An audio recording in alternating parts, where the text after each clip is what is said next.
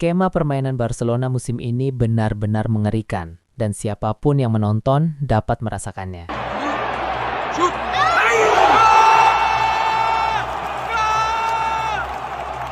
Barca asuhan Hansi Flick kembali bangkit, dan seluruh Eropa seharusnya khawatir.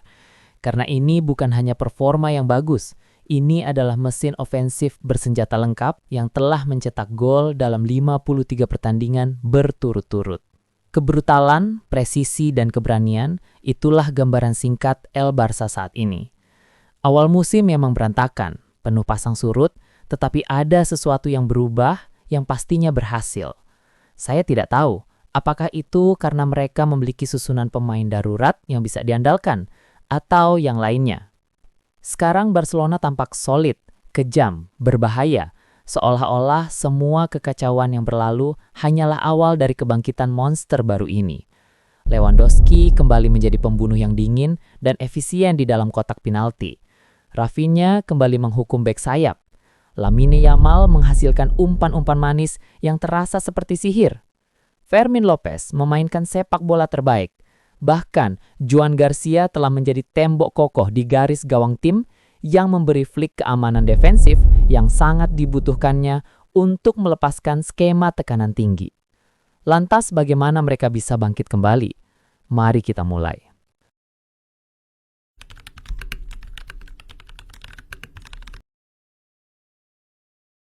Musim baru 2025-2026 ini ada sesuatu yang terjadi di dalam tim. Pilar-pilar yang dibangun Flick mulai retak. Namun di bulan November ini, ide-ide itu akhirnya kembali menyala dan terbentuk seperti apa yang membuat Barcelona menakutkan musim lalu. Kunci Flick jelas, formasi 4-2-3-1 asimetris, struktur pertahanan yang dibangun untuk mempertahankan garis pertahanan tinggi, eskalasi ofensif berlapis, vertikalitas yang mengejutkan lawan, dan yang terpenting, konsentrasi dan keselarasan taktis dari bintang-bintang utama seperti Lamine Yamal, Rafinha, Pedri, hingga Lewandowski. Kepergian Inigo Martinez mengguncang lini belakang tim, tatanan pertahanan runtuh, dan garis pertahanan tinggi menjadi rapuh. Vertikalitas juga menghilang ketika Koundé dan Balde kehilangan performa. Konsentrasi Yamal yang memudar di momen-momen krusial, serta kesehatan pemain menurun akibat cedera yang terus-menerus. Dibandingkan pencapaian musim lalu, Barca kini meraih lebih sedikit poin, lebih sedikit gol, dan kebobolan lebih banyak yang menunjukkan kesulitan Hansi Flick yang bukan hanya di lini pertahanan saja. Barcelona telah memainkan 17 pertandingan resmi musim ini. Tahun lalu pada titik yang sama, gambarannya sangat berbeda. Dan hal pertama yang mencolok adalah jumlah kemenangan turun dari 14 menjadi 12. Baik di La Liga maupun Liga Champions, posisi mereka lebih buruk dibandingkan musim lalu. Saat itu Barca benar-benar mendominasi La Liga dan unggul 9 poin dari Real Madrid. Di Liga Champions, penurunannya bahkan lebih tajam. Musim lalu pada tahap ini Barca sudah berada di 8 besar. Sekarang mereka berada di posisi ke-11, tertinggal 5 poin dari pemuncak klasemen. Dan perbedaannya bukan hanya matematis, tetapi juga emosional. Karena musim lalu pada titik yang sama ini, Barca telah menghancurkan Bayern Munchen 4-1 dan kemudian pergi ke Bernabeu mempermalukan Madrid 4-0. Performa-performa itu adalah simbol efek Hansi Flick dengan sepak bola yang vertikal, tanpa ampun dan memukau. Dan musim ini, Barcelona kalah melawan Real Madrid dan di Liga Champions dalam pertandingan melawan tim sekaliber Bayern dan PSG, tim Flick juga kalah. Itulah detail-detail yang membedakan Barcelona musim lalu dan sekarang.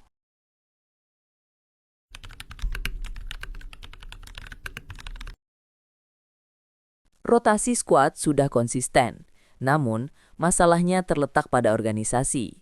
Sebelum pertandingan melawan Athletic Bilbao, 10 pertandingan berturut-turut selalu kebobolan setidaknya 1 gol, dan lini belakang kesulitan mengeksekusi jebakan offside karena kepergian Inigo Martinez. Lalu ada juga sebagian tim-tim lawan sudah menyadari di mana letak celahnya. Perbandingan ini jelas tidak menguntungkan Barca saat ini. Namun, inilah kunci yang diprediksi Hansi Flick.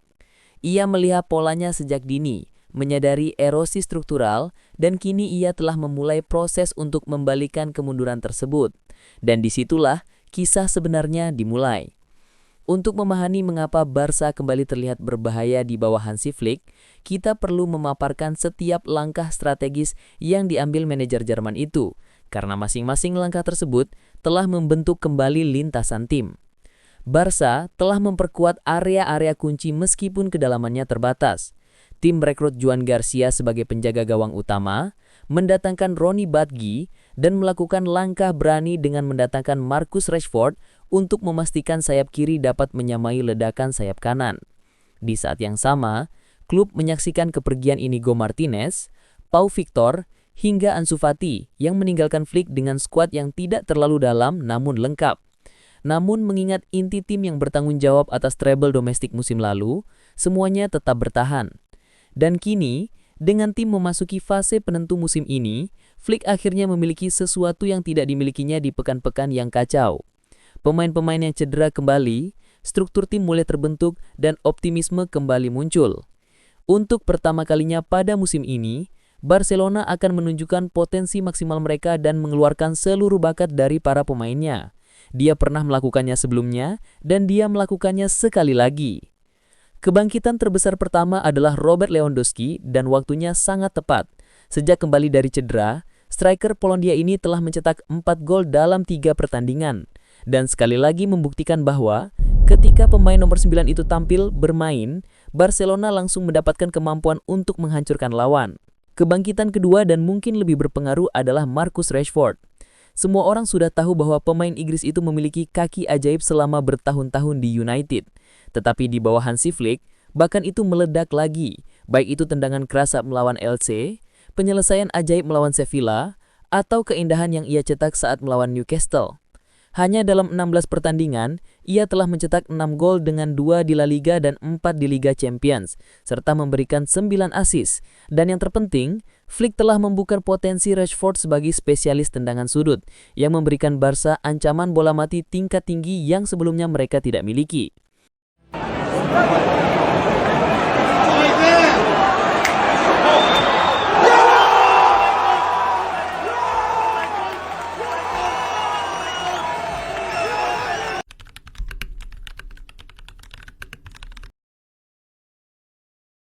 Namun, pembangunan kembali Flick musim ini tidak terbatas pada kebangkitan para bintangnya.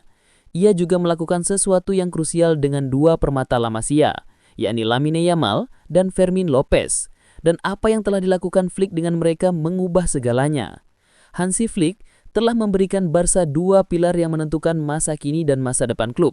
Dan dampak dari keputusan ini telah membentuk kembali seluruh identitas tim. Pilar pertama adalah Lamine Yamal, dan keberanian yang ditunjukkan Flick musim lalu dengan memberikan peran kunci adalah sesuatu yang hanya berani dilakukan oleh manajer elit. Yamal tiba setelah memenangkan Piala Eropa dan menjadi bintang bagi Spanyol, dan Flick menggandakan momentumnya dengan memberikan kekuatan untuk bertanggung jawab di setiap pertandingan. Hasilnya fantastis, 18 gol, 25 assist dan finalis Ballon d'Or. Dari seorang remaja yang tampil gemilang di setiap pertandingan besar, termasuk kontribusi gol di semua laga El Clasico dan melawan setiap tim tangguh yang dihadapi Barca. Di bawah Flick, Yamal membuktikan bakatnya tanpa keraguan, tetapi ia juga menunjukkan kekacauan masa mudanya. Pikirannya sedikit melayang karena gangguan di luar lapangan, momen-momen individualisme yang berlebihan, dan kemudian badai api setelah laga Clasico yang memicu ledakan emosi. Saat itulah, Flick turun tangan. Ia memperketat kendali, menantang Yamal secara psikologis, memaksanya untuk dewasa dan transformasinya langsung terasa. Yamal kini memancarkan energi yang lebih serius, bermain lebih banyak untuk tim dan sejak pertandingan melawan Real Madrid, ia telah menjalankan misinya. 5 pertandingan, 5 kontribusi gol, dan di setiap pertandingan ia kembali tampil sebagai pemain paling berbahaya di Barcelona. Kembalinya Yamal ke fokus puncak sungguh menggemparkan. Melawan Athletic Club, ia mengatur segalanya dengan memberikan assist yang absurd.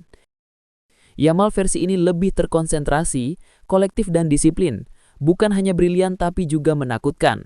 Ketika ia terkunci secara mental, ia benar-benar terlihat seperti pemain terbaik di dunia.